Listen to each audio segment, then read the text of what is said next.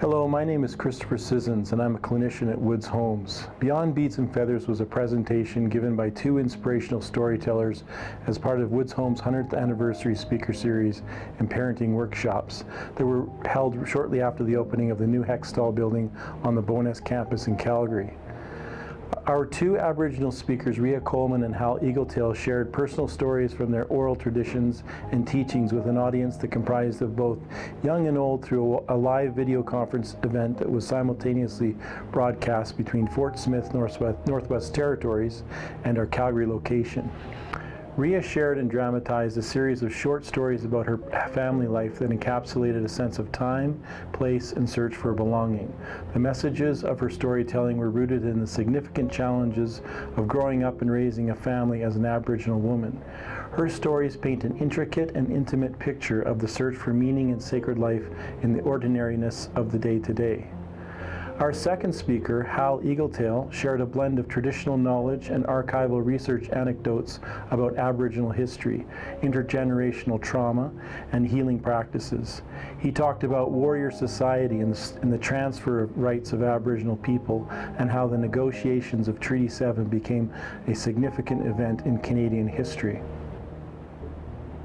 To see an example of one of Hal's presentations, please visit www.vimeo.com. Intergenerational trauma and healing in Aboriginal communities in Canada has a profound effect at every level of experience, from individual identity and mental health to the structure and integrity of families, communities, bands, and nations. The effects of intergenerational trauma are situated in the experiences, storytelling traditions, and teachings about how Aboriginal culture, language, quality of life have been diminished by the oppression and abuses of the residential school experience and the socio-cultural impacts of trauma on Aboriginal peoples of Canada.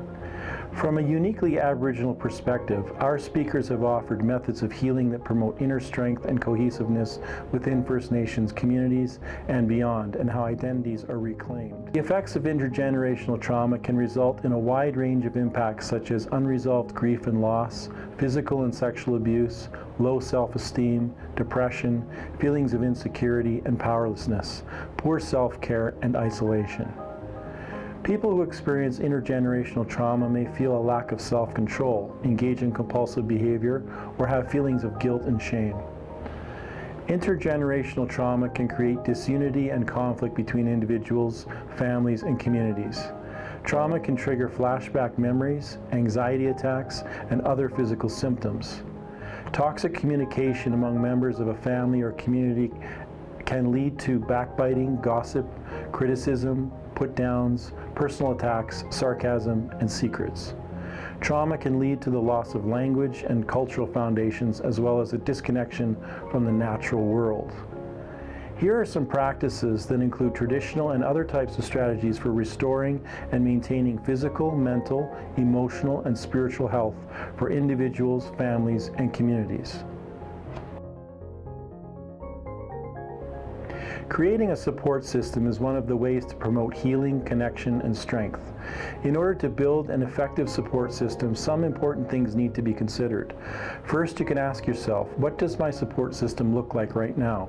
Who do I currently rely on the most for comfort and security? Who energizes me, or who do I have the most fun with? The next step would be to identify any gaps in your support system or barriers to building a support system, and to ask yourself, which relationships would you like to strengthen? Elders, spiritual guides, teachers, and counselors can provide guidance with this. Creating a comfort box is a way of coping with stress and difficult times. To create a comfort box, look for something you can decorate and paint or draw on the outside.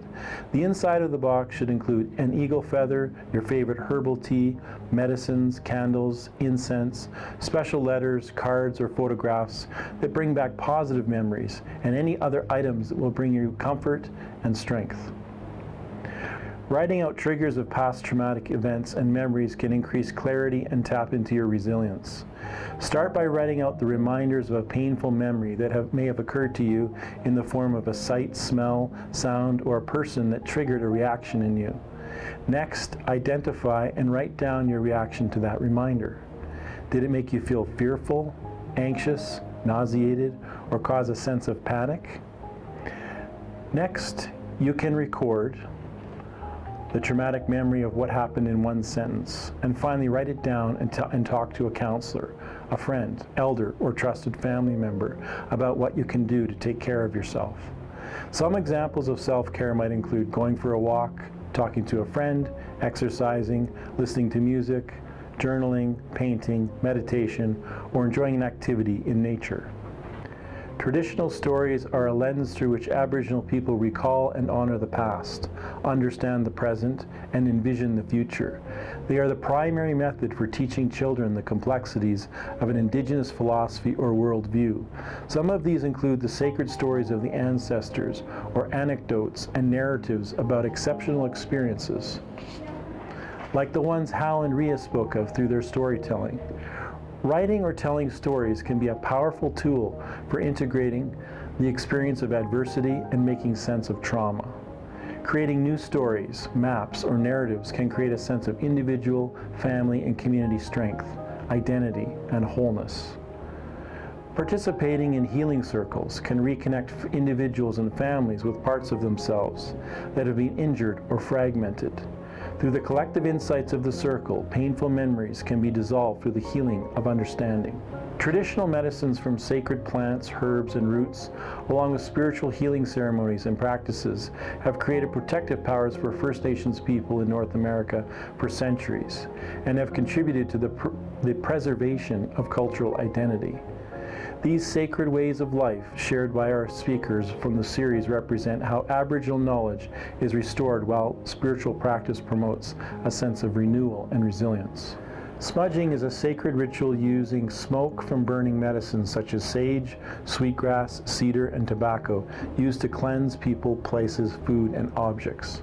Smudging is used to dispel negative energy, creating an opening for positive healing energy. Tobacco is offered to express thanks or to ask for help in a good or respectful way. According to an Aboriginal worldview, prayer or giving thanks is a way of communicating with the spirit of the universe. Tobacco, sage, sweetgrass, and cedar are used in ceremonies and teachings to cleanse, purify, calm, and protect. As reflected in Hal's presentation, a sweat lodge is a sacred place that can provide purification, cleansing, and healing. During the sweat ceremony, the vapors of medicines, such as cedar and steam, restore strength and promote healing by cleansing the body, mind, heart, and spirit. For advice and information on the use of traditional medicines and holistic healing practices, please contact representatives of the Aboriginal Health Program through Alberta Health Services at www.albertahealthservices.ca. The Alberta Health Program also provides educational sessions to professionals, community members in the province of Alberta. Dance is a way of honoring and strengthening connections with community. Drum dancing is a central feature of Inuit gatherings and is an element of the First Nations powwows and sunrise ceremonies. Art is the primary means through which ideas, emotions, hopes, and dreams are communicated.